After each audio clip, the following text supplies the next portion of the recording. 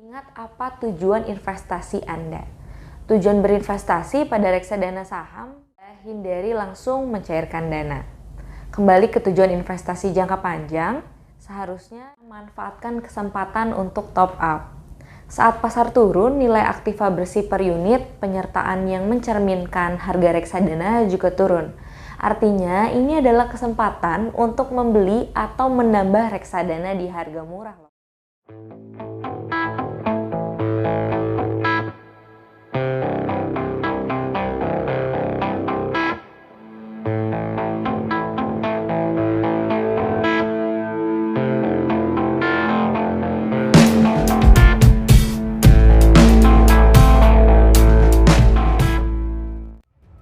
Investing with prudent management, lebih aman di sini.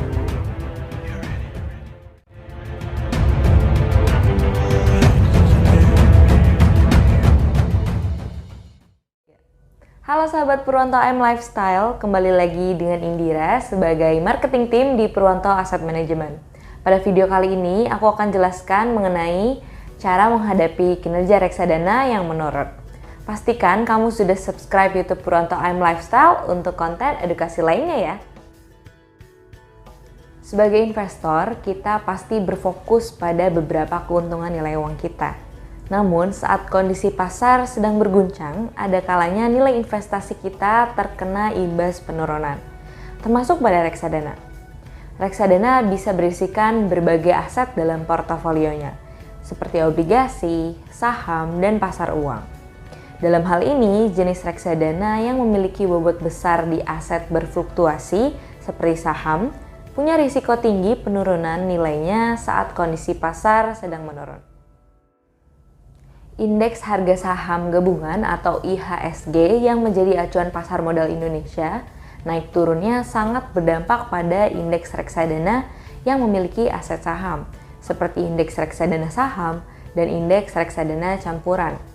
Bila hal ini terjadi, tidak sedikit investor yang memegang produk reksadana saham dalam portofolionya merasa khawatir nilai uangnya ikut berkurang.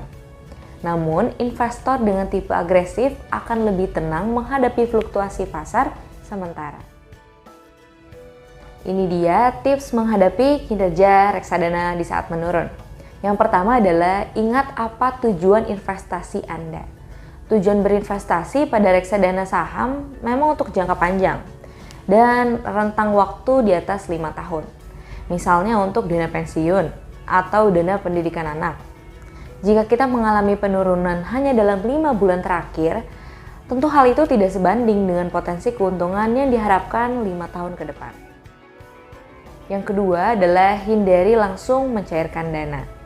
Kembali ke tujuan investasi jangka panjang, seharusnya di saat penurunan nilai terjadi, kita belum membutuhkan dana dalam portofolio reksadana tersebut. Jadi, kita tidak perlu mencairkan dananya sekarang kan? Perlu dipahami, nilai yang tertera dalam portofolio adalah unrealized loss atau kerugian yang belum terrealisasikan. Jadi masih ada potensi naik jika kita menahannya. Selanjutnya, manfaatkan kesempatan untuk top up. Saat pasar turun, nilai aktiva bersih per unit penyertaan yang mencerminkan harga reksadana juga turun. Artinya, ini adalah kesempatan untuk membeli atau menambah reksadana di harga murah loh.